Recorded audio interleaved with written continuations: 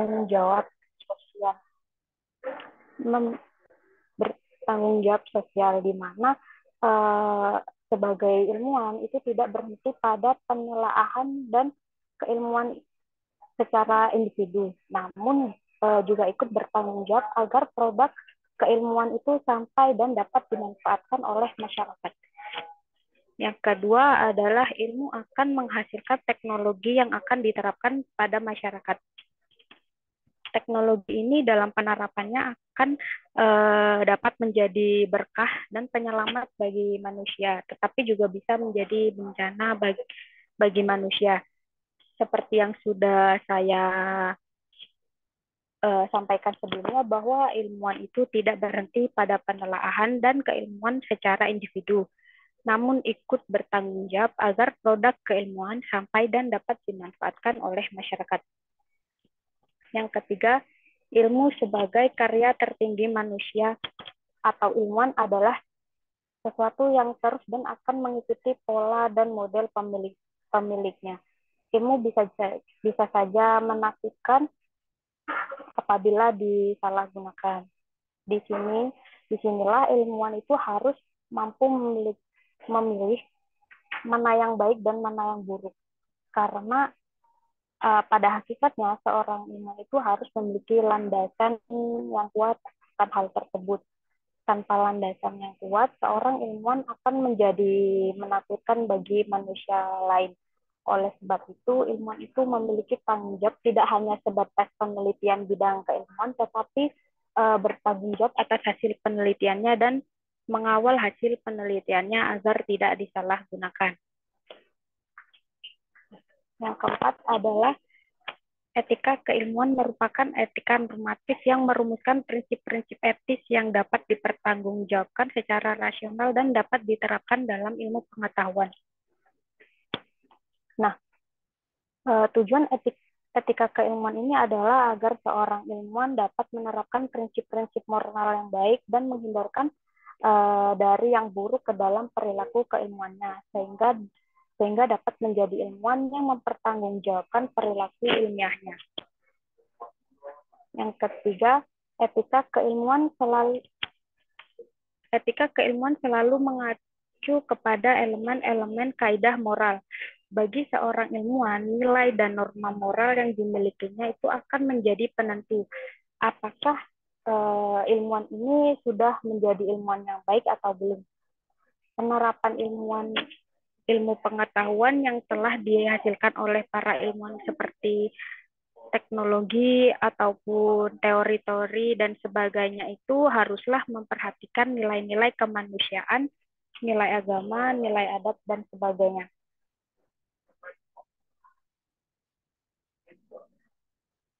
Next. Nah, selanjutnya, proses ilmu pengetahuan menjadi teknologi yang dimanfaatkan oleh masyarakat tidak terlepas dari ilmuwan.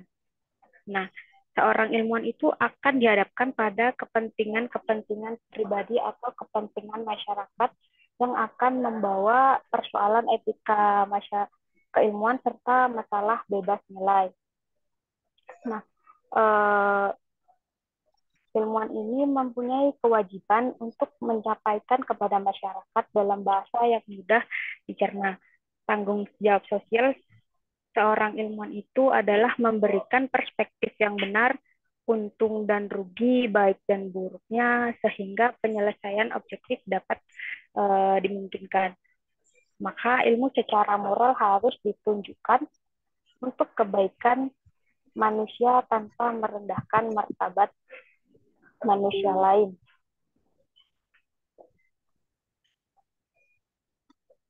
Kemudian, kemampuan pengetahuan yang dimiliki oleh seorang ilmuwan harus dapat mempengaruhi opini masyarakat terhadap masalah-masalah yang sebaiknya mereka sadari. Nah, dalam hal ini ilmuwan itu harus dapat berbicara dengan bahasa yang dapat dicerna oleh orang awam. Nah, ilmuwan sendiri tidak menolak atau menerima sesuatu secara begitu saja tanpa pemikiran yang cermat.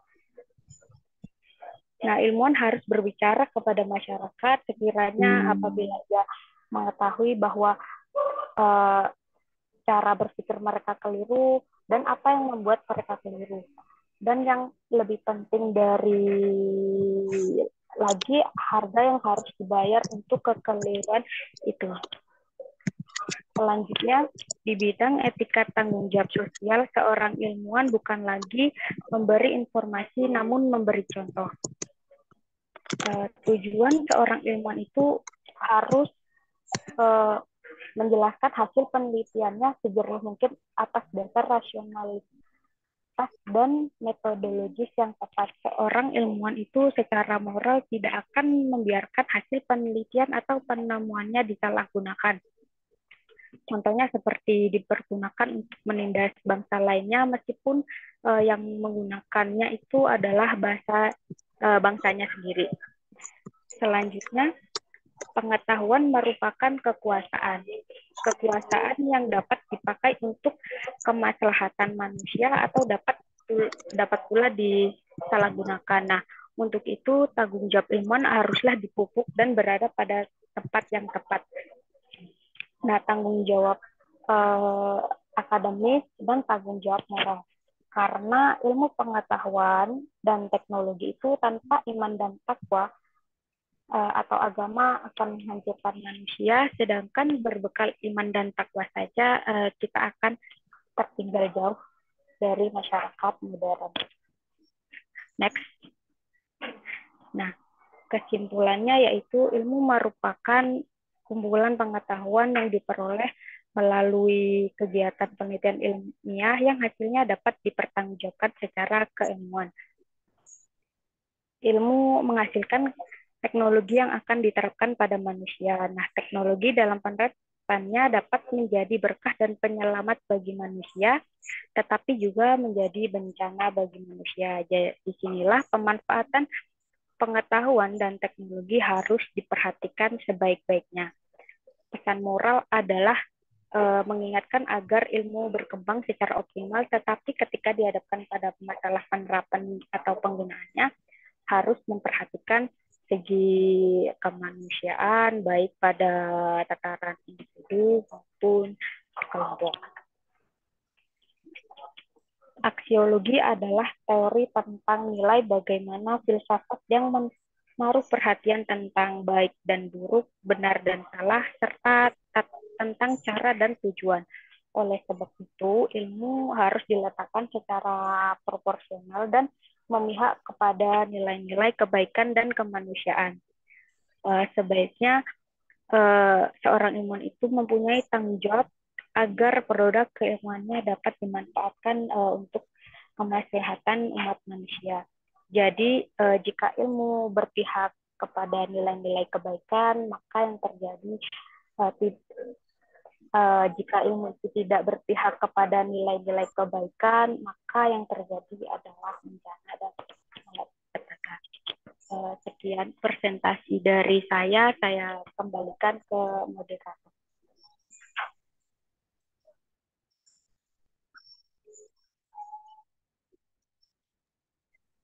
Baik, terima kasih rekan-rekan semua. Demikian paparan dari kelompok kami tentang aksiologi, ilmu, dan moral. Nah, untuk sesi berikutnya kami akan membuka sesi diskusi tanya-jawab. Kami persilahkan kepada rekan-rekan yang ingin mengajukan pertanyaan atau akan memberikan saran untuk diskusi topik kita pada sore hari ini. Silakan.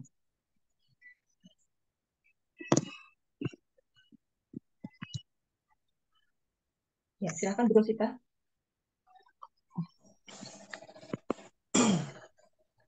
Baik, terima kasih atas kesempatannya.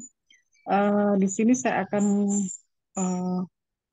menanyakan terkait aksiologi, ilmu, dan moral. Yang ingin saya tanyakan adalah apakah seseorang yang berilmu itu pasti memiliki moral? Contohnya kasus misalnya di Indonesia ya gitu. Para koruptor itu kan mereka yang berilmu gitu. tetapi mereka melakukan koruptor. Apakah itu artinya mereka tidak mengkorelasikan antara ilmu dan moral? Itu saja, terima kasih. Baik, terima kasih atas pertanyaan Bu Rosita. Mungkin ada teman-teman yang lain. Mas Azhar tadi sepertinya mau bertanya. Silakan Mas Azhar.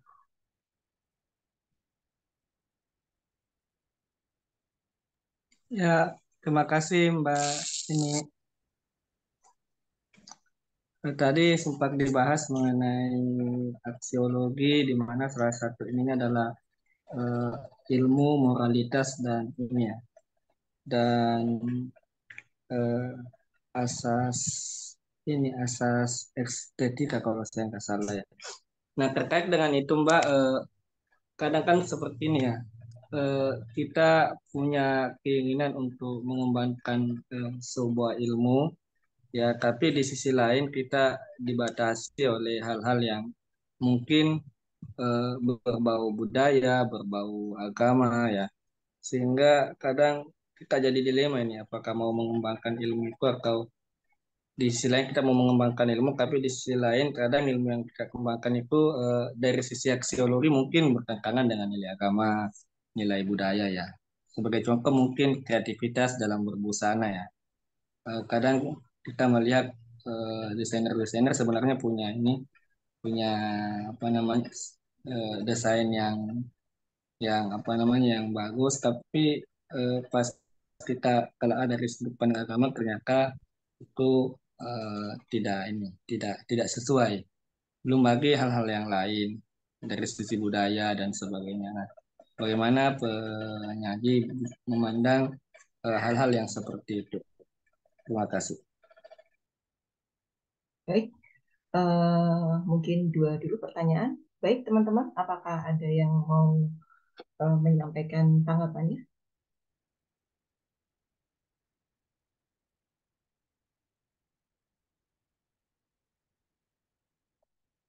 Jadi pertanyaan yang pertama dari Bu Rusita itu tentang terkait ilmu dan moral, apakah seseorang yang berilmu itu pasti memiliki moral?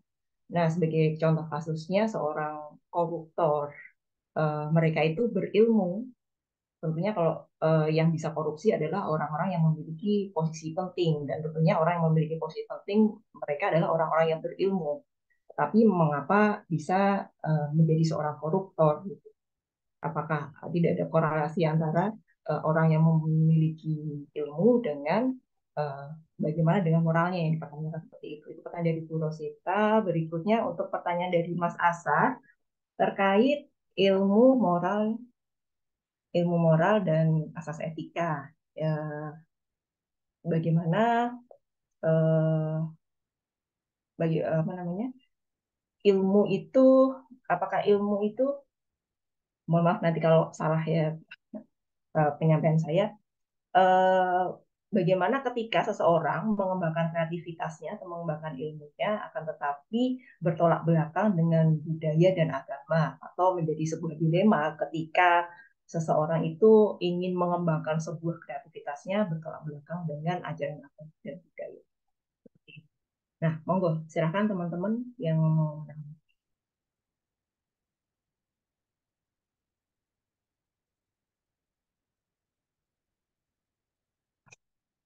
Mas Yofas.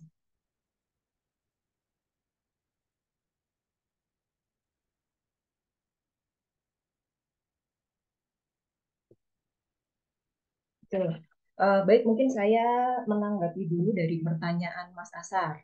Bagaimana ketika kita dihadapkan dalam sebuah dilema, ketika kita memiliki kesempatan untuk menciptakan sebuah kreativitas yang seluas-luasnya, sementara ada batasan agama dan budaya. Nah, justru ini adalah peran seorang ilmuwan, bagaimana dia bisa, menurut saya, teman-teman ini menurut saya, bagaimana dia bisa menempatkan bahwa kreativitasnya itu tidak menempatkan posisi di mana posisi apa kreativitasnya itu bisa bisa dinikmati, artinya eh, yang seperti yang dicontohkan oleh Mas Asar tadi, bagaimana seorang desainer ketika mau ingin membuat desain busana eh, seperti misalkan eh, kreatif tetapi bertentangan, misalkan terlalu terbuka dan lain sebagainya.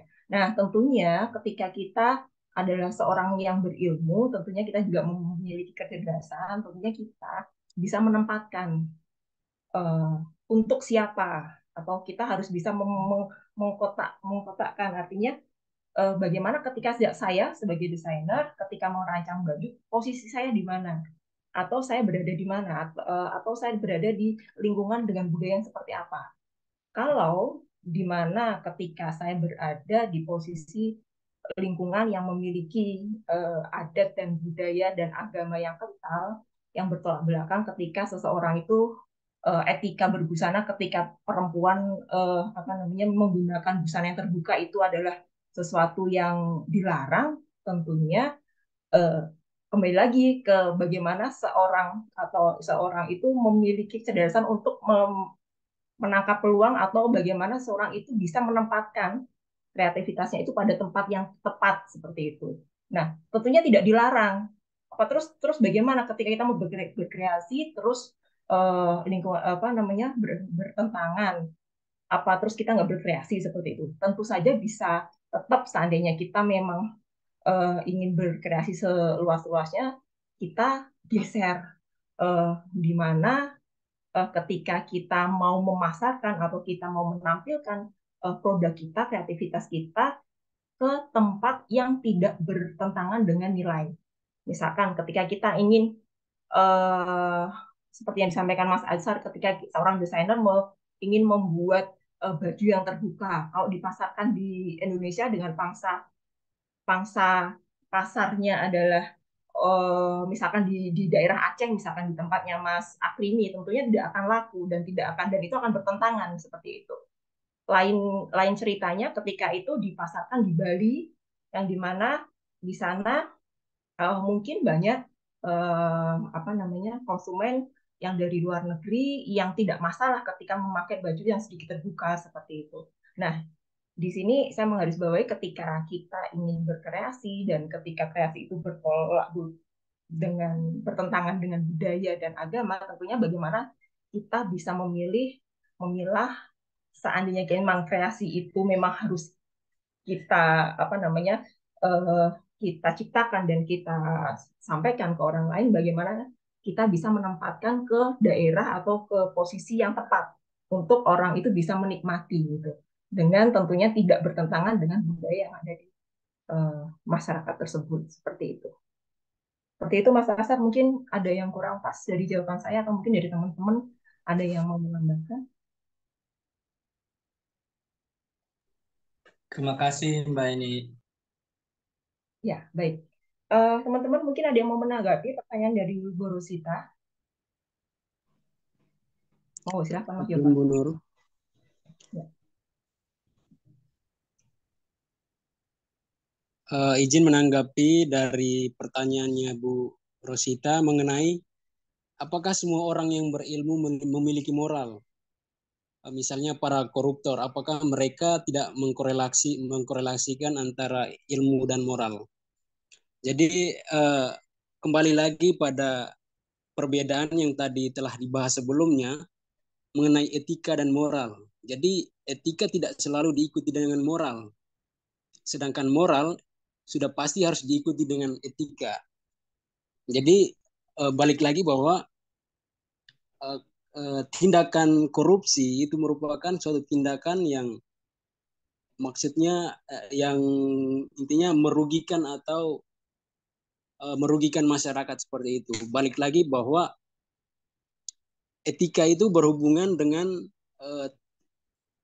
tata cara yang harus dilakukan oleh manusia untuk melakukan hal-hal baik.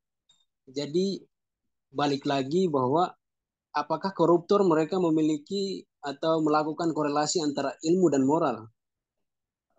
Jadi menurut kami bahwa belum tentu antara ilmu dan moral itu sejalan, karena di balik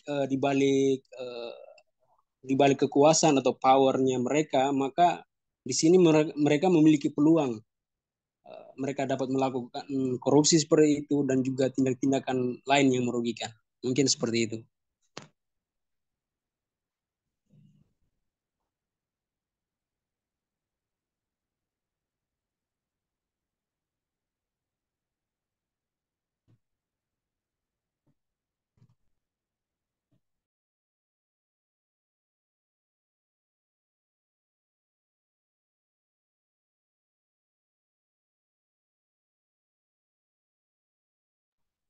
Suaranya belum ada, Bu Nur. Oh, maaf, maaf, maaf. Ya, baik. Terima kasih Mas Yovas atas tanggapannya. Mungkin dari teman-teman yang lain mungkin akan mau menambahkan. Mungkin dari Mbak Eni atau Mas Afini atau teman-teman yang lain akan menambahkan dari pertanyaan atau menanggapi dari pertanyaan Bu Rosita atau Mas atau bagaimana Bu Rosita atas tanggapan dari Mas Yovas? Apakah ada hal-hal yang masih kurang berkenan atau bagaimana?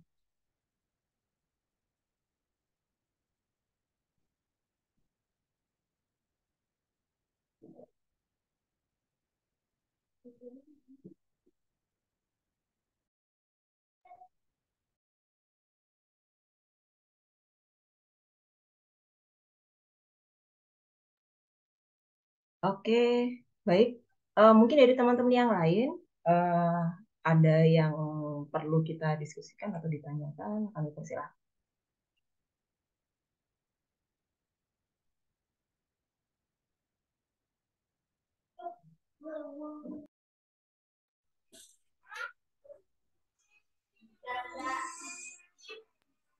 Baik, Mas Ari, silakan Mas Ari.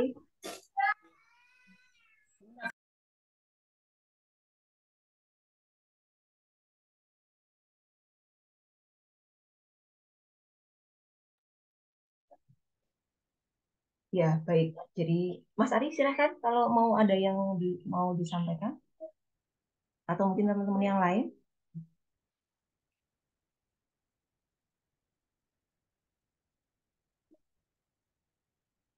Ya, jadi, Ya, silakan Mas Ari. maaf. Ya, ini saya mau menanggapi tentang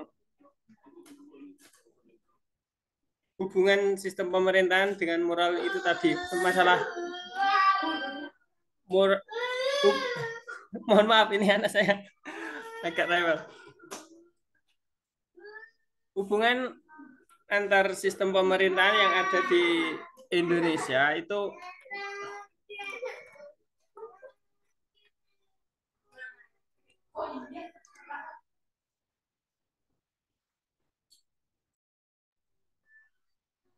halo, sudah masuk ya Mbak Anfu? Ya, silakan Mas Ari. Nah, ini mau menanggapi tentang pertanyaan yang pertama tadi tentang orang yang berilmu dengan korelasinya dengan moral ya yang ada di Indonesia ini. Mungkin ada beberapa faktor yang mempengaruhi kenapa seseorang itu dinyatakan sebagai koruptor. Itu bukan hanya karena ada niatan dari seseorang itu. Terkadang itu karena sistem yang ada di Indonesia itu juga masih belum baik, yang rentan dengan penyalahgunaan atau salah paham dalam pelaksanaan dari sebuah kebijakan. Salah satu contoh di dunia pendidikan ya Bapak Ibu. Di dunia pendidikan itu ada beberapa kebijakan-kebijakan yang ketika benar-benar diikuti itu nanti kalau benar-benar diikuti kegiatan di sekolah itu tidak berjalan. Tetapi ketika untuk menjalankan apa roda roda ke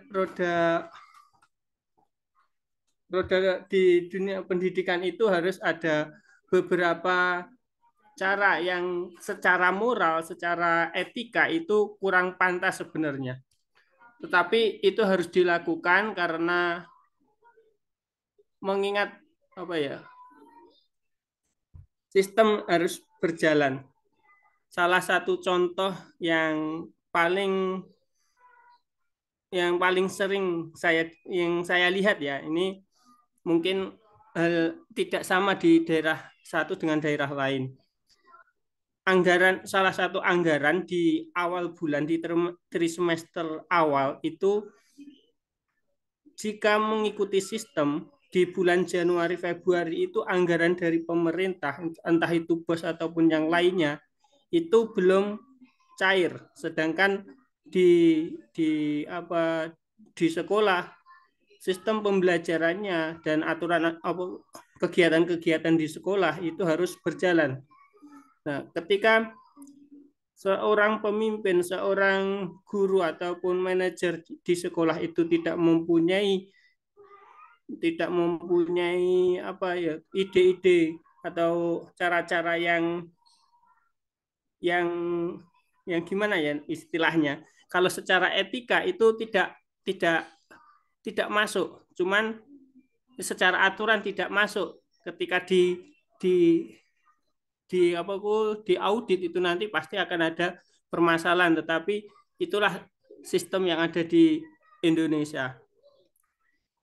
Mungkin saya mau menjelaskan lebih detail itu saya juga agak riskan ya, enggak? Kayak enggak, elok. Ya.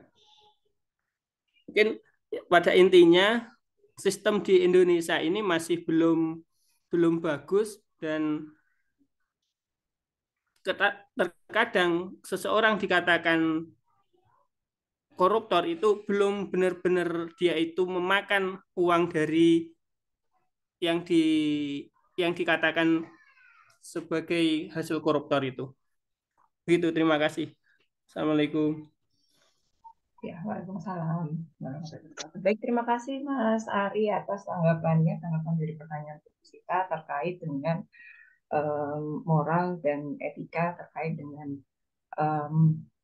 korupsi yang ada di Indonesia. Dan di sini Mas Ari menyampaikan belum tentu korupsi itu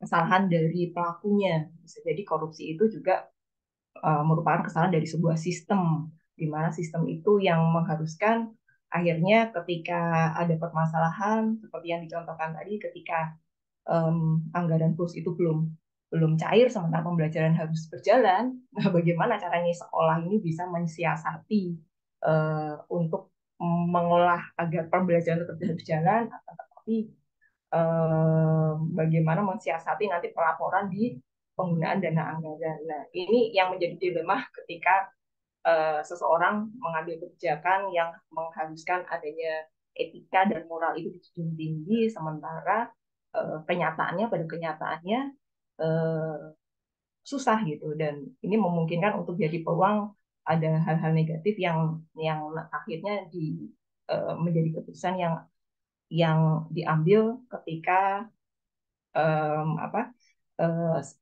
ada sesuatu yang menyudutkan seperti itu. Nah, mungkin dari teman-teman yang lain ada tanggapan atau mungkin ada pertanyaan. Silakan Mas Asar. Oh iya, terima kasih Mbak. Ini saya ingin menanggapi sedikit terkait dengan pertanyaan Mbak siapa tadi yang pertama itu ya? Bu Rosita, Mas Azhar. Ya, Bu Rosita ya. Tadi dijelaskan bahwa bagaimana dengan perilaku korupsi, di mana rata-rata dilakukan oleh orang-orang yang berilmu ya. Saya ingin meminjam sih ini pandangannya dari Al-Ghazali tentang unsur yang terdapat pada diri manusia ya.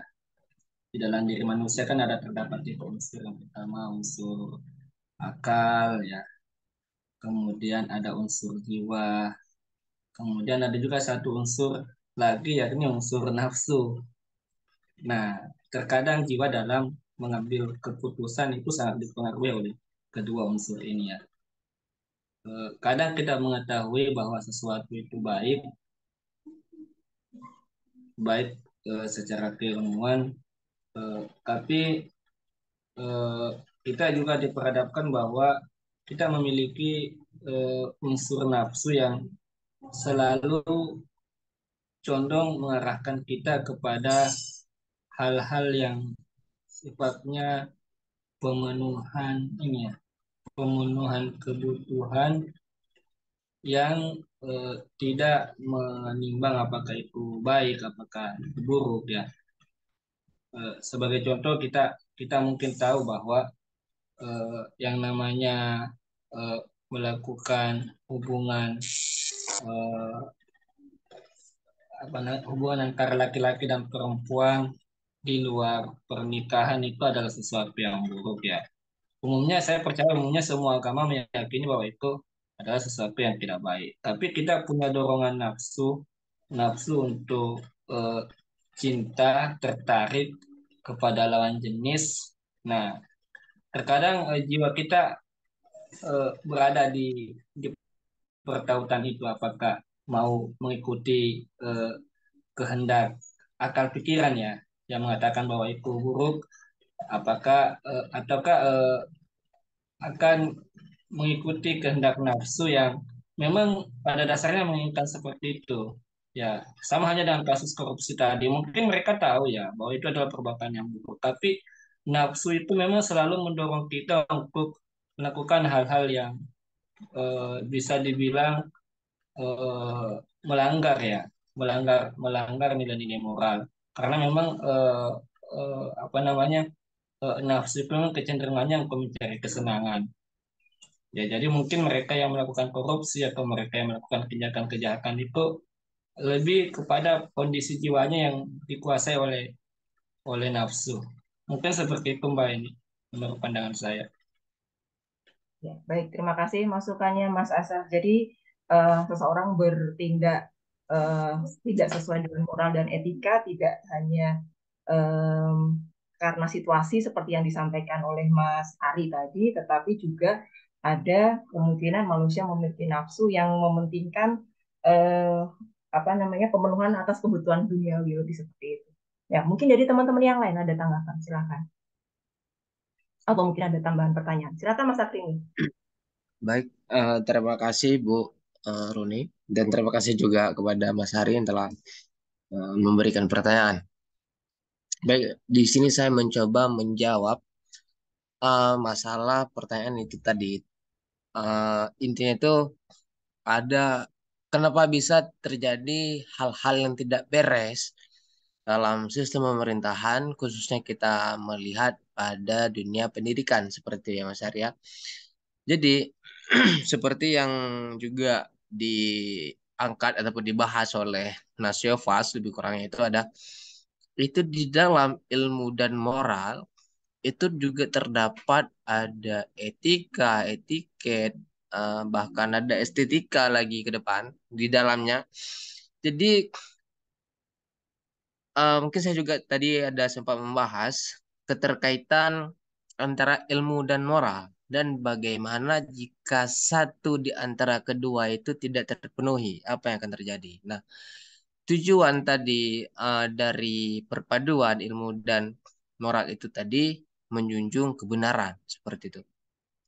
Kebenaran dan kebaikan pastinya dalam menjalani sesuatu hal uh, yang ditempuh. Jadi pertanyaannya kenapa bisa terjadi hal-hal yang tidak bermoral di dalam pekerjaan, di dalam mengatur, di dalam dunia pendidikan. Itu tadi kita perlu pertanyakan dulu ilmu yang didapatkan dalam proses belajar itu dari mana? Prosesnya seperti apa? Apakah dengan proses yang baik atau yang buruk? Di saat ilmu itu kita cari dengan proses yang buruk, maka buruk juga yang kita dapat. Sebaliknya, di saat ilmu itu kita niatkan demi kebaikan, ilmu yang baik, tujuan kita tulus, itu kebaikan juga yang kita dapatkan. Sehingga apa? Dia linear dengan berjalannya moral. Nah, di saat kita linear sudah menjalankan moral, di saat kita sudah mengetahui dan menyadari ada hal-hal yang tidak mengenakan hati, ada hal-hal yang melenceng dari moral itu sendiri, maka dia tidak akan bertahan lama. Karena pepatah, mafuzat dalam Islam pun mengatakan, hadis kalau nggak salah saya, maaf kalau koreksi, selemah-lemahnya iman di saat kita melihat keburukan itu kita meniatkan dalam hati bahwa kita tidak suka. Pada prinsip kemanusiaan itu kita sudah melepas dari tanggung jawab untuk menegur, memperbaiki itu. Karena juga manusia ada batasan-batasan. Maka mungkin ada beberapa contoh tidak perlu disebutkan di bidang instansi-instansi mana saja. Yang memang mereka menyadari ada hal yang tidak beres, ada hal yang tidak benar dalam tempat ataupun wadah di situ. Maka dia tidak akan bertahan lama. Maka yang akan bertahan lama di situ bahkan hingga membuat hal-hal itu menjadi tidak baik ya karena mereka tidak menyadari bahwa adanya kesalahan di dalam situ. Nah, kembali lagi pada dasarnya, untuk meningkatkan atau memperbaiki hal-hal itu apa? Kita menyadari diri sendiri akan adakah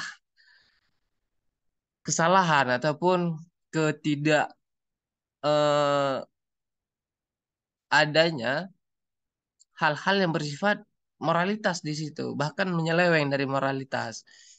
Nah, jadi kalau memang orang ini sudah sadar dan bahkan hampir keluar semua menghindari tempat yang tidak bermoral ini, maka juga yang hal-hal yang tidak bermoral ini juga akan punah.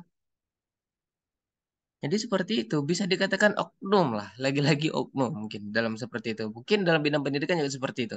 Kita menyadari dalam dunia pendidikan kita murni dan diajarkan terus-menerus tulus dalam berbagi dan apa yang kita bagikan itu murni pure kebaikan. Bahkan juga kita menyadari hal-hal yang bisa kita berbagi itu hal-hal buruk, maka itu akan menjadi kalau dalam Islam sedekah apa dosa jariah hingga sampai mati kita sebelum hal-hal yang kita jari tadi itu hilang seperti itu. Jadi intinya saya ingin ringkas yang pertama, kenapa itu bisa terjadi? Itu kita lihat dari perpaduan ilmu dan moral itu sendiri. Dia dapat dari mana? Dia belajar dari mana? Ajaran moral yang dia dapatkan itu seperti apa? Sehingga membentuk dia seperti apa. Nah, jadi hal-hal seperti itu, hal-hal yang dasar memang perlu diperhatikan. Nah, mungkin itu menurut pandangan saya. Mungkin di sini kita berbagi sharing lah untuk menjawab pasti ya saya belum bisa sepenuhnya Mas Ari. Mungkin tambahan dari teman-teman dipersilakan. Lebih dan kurang mohon maaf. Baik, terima kasih Mas Akrimi. Jadi tujuannya dulu diluruskan seperti itu. Kemudian bagaimana seseorang itu ketika belajar tentang moral dan etika itu dia belajar dari mana, lingkungan yang mempengaruhi seperti apa, seperti itu. Dan itu akan berpengaruh dengan bagaimana seseorang itu nanti akan bertindak atau akan bagaimana dia melakukan atau mengambil keputusan. Baik, mungkin dari teman-teman yang lain ada yang ingin menanggapi atau mungkin mengajukan ya silakan. Kita masih ada waktu sekitar 12 menit lagi. Silakan teman-teman bila ada yang mau disampaikan.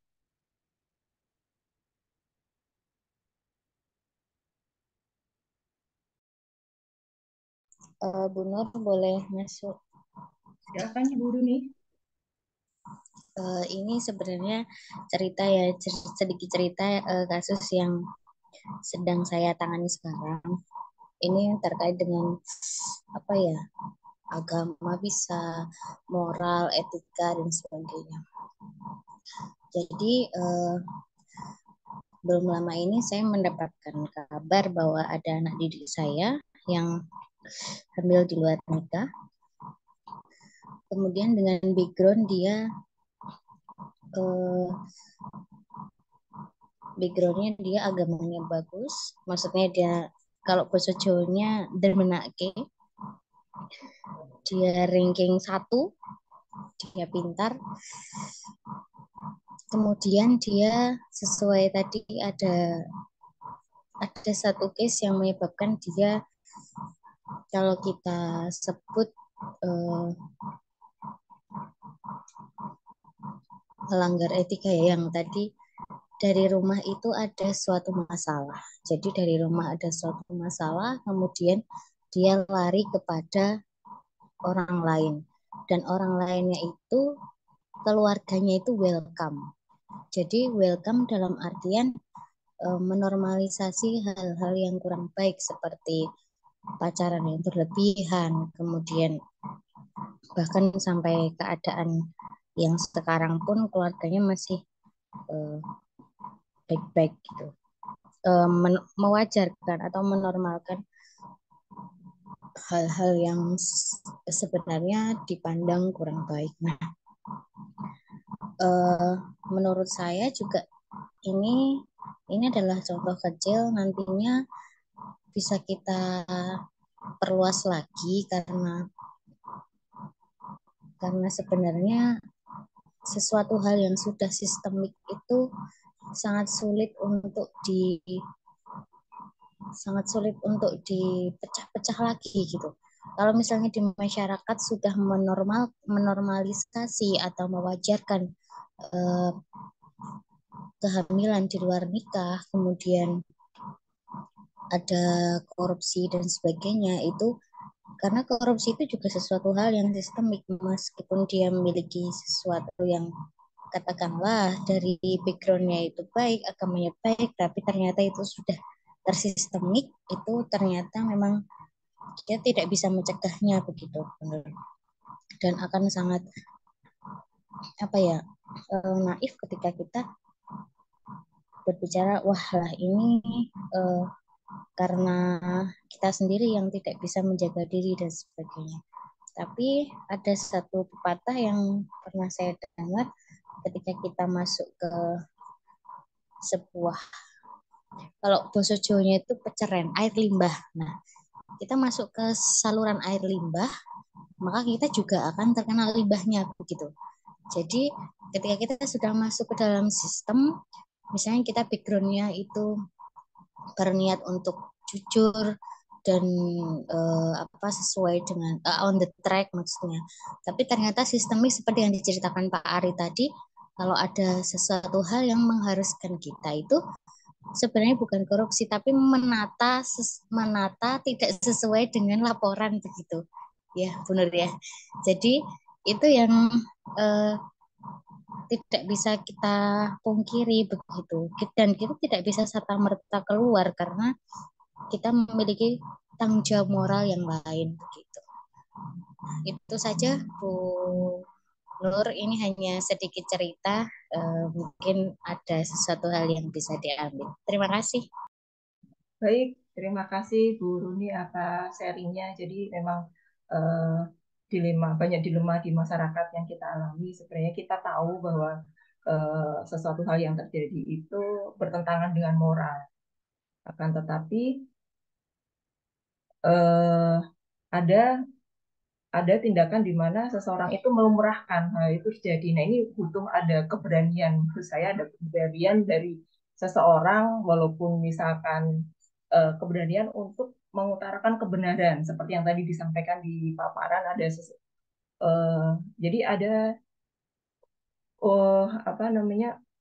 untuk kita bisa menjaga sebuah nilai, harus ada sebuah keberanian dari seseorang untuk menyuarakan atau untuk berani mengutarakan kebenaran, walaupun di dalam masyarakat itu sudah menjadi sebuah kelaziman atau menjadi sebuah hal yang lumrah seperti itu. Baik, mungkin dari Pak Teddy ada yang perlu akan disampaikan Pak Teddy. Monggo silakan Pak Teddy.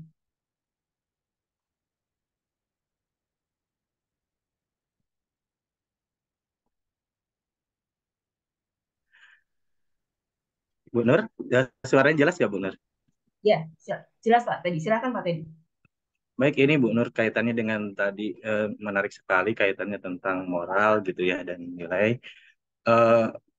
Kalau kita bicara tentang pendidikan, kita diingatkan tentang 3 ranah pendidikan ya, yang menurut Bloom itu yang pertama adalah kognitif yang kaitannya dengan pengetahuan, kemudian ada afektif yang bisa dikaitkan dengan sikap, kemudian psikomotor dengan keterampilan. Nah, 3 ranah ini juga yang kemudian menjadi satu tinjauan ketika kita mengukur capaian dari tujuan pendidikan. Yang ingin saya tanyakan pertama adalah di kurikulum Merdeka. Di kurikulum Merdeka itu tujuan pendidikannya adalah mengedepankan membentuk profil pelajar Pancasila gitu ya, pembentukan karakter. Nah, karakter dari profil pelajar Pancasila ini menurut kelompok 5, apakah ini terkait tentang pembentukan moral atau sebuah etika gitu ya? Itu yang pertama. Kemudian yang kedua adalah membentuk karakter profil pelajar Pancasila, kemudian di kurikulum Merdeka ini dengan menjalankan pembelajaran diferensiasi di mana menyesuaikan dengan minat dan kemampuan peserta didik. Menurut saya gitu ya, hal ini menunjukkan bahwa pendidikan saat ini lebih mengedepankan pembentukan moral gitu ya dibandingkan dengan pemahaman tentang pengetahuan. Nah, apakah menurut rekan-rekan kelompok 5 sepakat dengan pernyataan ini atau tidak? Terima kasih Bu Nur. Ya, baik. Terima kasih Pak Teddy. Kalau dari saya pribadi sangat sepakat ya Pak, karena kalau untuk kurikulum yang sekarang memang lebih mengedepankan moral. Tentunya kalau dari tadi dari deskripsi moral dan etika, ketika moral itu yang diutamakan, tentu etika juga akan mengikuti seperti itu. Nah, baik, monggo teman-teman yang lain mungkin ada yang mau menanggapi. Waktu kita tinggal 4 menit. Silahkan teman-teman yang lain dari pertanyaan Pak Mohon Teddy. izin, Bu Nur, Ya, silakan Bu. menyambung Pak Teddy. Ya, silakan Ini Bu. menyambung Pak Teddy, saya malah ingin bertanya. Tadi kan terkait dengan, karena sekolah saya belum sekolah PK. Jadi yang tadi yang profil Pancasila itu sejauh mana sekolah menggandeng keluarga, maksudnya wali murid, karena sejauh dari yang saya tangkap dari uh, banyak sekali problem di sekolah itu berawal dari keluarga, baik itu masalah tadi yang kehamilan di luar nikah, kemudian kelitih dan sebagainya, kemudian berantem, pukul-pukulan, misalnya maling kayak gitu juga berawalnya dari keluarga. Ini menyambung pertanyaannya Pak Teddy. Mohon tanggapannya Bu Nur yang sudah sekolah PK. Terima kasih. Sekolah saya baru merintis belum ini. Jadi mungkin ini saya sedikit menanggapi, mungkin nanti dari teman-teman bisa menambahkan. Iya baik. Jadi untuk membentuk sebuah karakter, membentuk pendidikan moral sesuai dengan apa namanya tujuan dari kurikulum Merdeka ini yang utamanya adalah pembentukan karakter pada peserta didik, tentunya tidak bisa sekolah hanya berjalan sendiri, Bu Runi. Ya, sangat seperti yang disampaikan Bu Runi tadi, peran dari lingkungan, peran dari keluarga, peran dari pendidik, peran dari kepala sekolah, bahkan lingkungan yang ada di sekitar siswa itu harus benar-benar berperan, karena tidak mungkin hanya dari sekolah saja yang mengajarkan kamu harus begini, etikanya harus begitu, sementara di keluarga tidak seperti itu. Nah, inilah PR untuk kita semua, bagaimana sekolah itu bisa merancang pembelajaran yang bisa melibatkan orang tua, bisa melibatkan masyarakat dan lingkungan untuk bisa sama-sama memberikan pendidikan karakter sesuai dengan tujuan dari kurikulum yang saat ini dicanangkan oleh pemerintah. Mungkin seperti itu. Mungkin dari teman-teman yang lain mau menambahkan, silakan. Mas Yusuf silakan. Ini Mas Yusuf pakarnya nih untuk pendidikan, untuk kurikulum Merdeka. Mungkin dari Mas Yusuf bisa memberikan masukan atau nambahin diskusi kita sore ini. Atau mungkin yang lain silakan.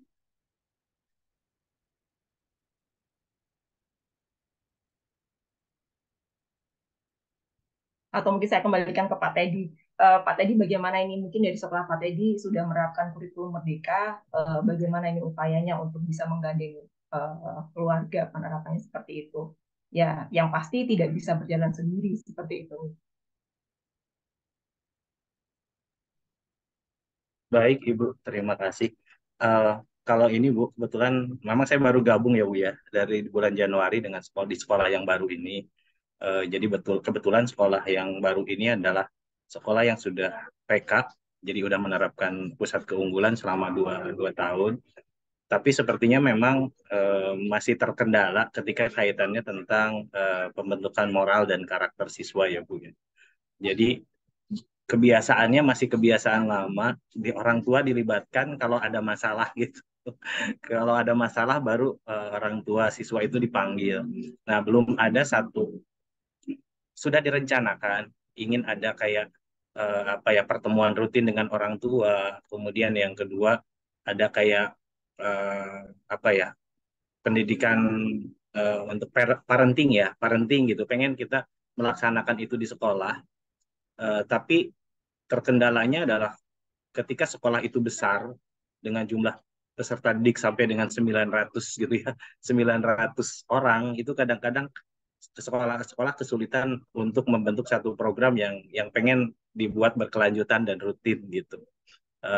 Kalau di sekolah yang lama memang enaknya karena sedikit peserta didiknya sehingga kita bisa memanggil orang tua secara rutin rutin seluruhnya itu masih memungkinkan gitu. Nah, ini memang uh, di perencanaan ada parenting buat orang tua yang dilakukan secara rutin, tetapi di dalam real pelaksanaannya memang belum belum bisa dilakukan itu, Bu Nur. Kalau yang di sekolah saya sekarang, Bu Nur. Ya. Baik, terima kasih Pak Teddy dan teman-teman semua atas serinya. Ya, itu PR untuk pendidik, untuk sekolah, dan untuk tentunya PR kita semua bagaimana bisa menerapkan pendidikan moral dan etika yang baik untuk anak didik kita. Baik teman-teman, mohon maaf karena waktunya terbatas. Terima kasih sekali atas atensi dan atas diskusi kita sore kali ini, karena waktu kita sudah menunjukkan 5:30. Untuk diskusi kami cukupkan. Terima kasih atas atensi teman-teman. Terima kasih Pak Bulwo. Untuk diskusi dari kelompok 6 kami tutup. Terima kasih. Wassalamualaikum warahmatullahi wabarakatuh. Waktu saya Baik, kembalikan kepada Pak Bulwo. terima kasih Mbak Nuraini dan kawan-kawan yang sudah mempresentasikan ini dan tentunya sangat luar biasa. Coba nanti Anda baca bukunya Bu Lucia ya tentang etika pendidikan itu. Ada yang ada apa perbedaan moral, immoral, amoral itu ada di sana ya. Jadi ada di kemudian berarti ini kita masih 2 kali ya yang kelompok 7 dan kelompok 8 dari RPL ya. Pak Teddy dan kawan-kawan. Gimana Pak Teddy? Iya, Pak. Iya. Ini minggu depan kelompoknya Mbak Dini ya? Saya terakhir, Pak. Minggu depan Pak Teddy. Kelompoknya Oke. Pak Teddy. Berarti minggu depan Pak Teddy siap ya? Dan jangan Siap, lupa Pak. sekali lagi kepada kelompok 6, jangan lupa notulensinya. Tidak harus sekarang sih, bisa besok atau besoknya lagi. Oke, selamat sore, salam sehat selalu, dan jangan pernah lupa bahagia.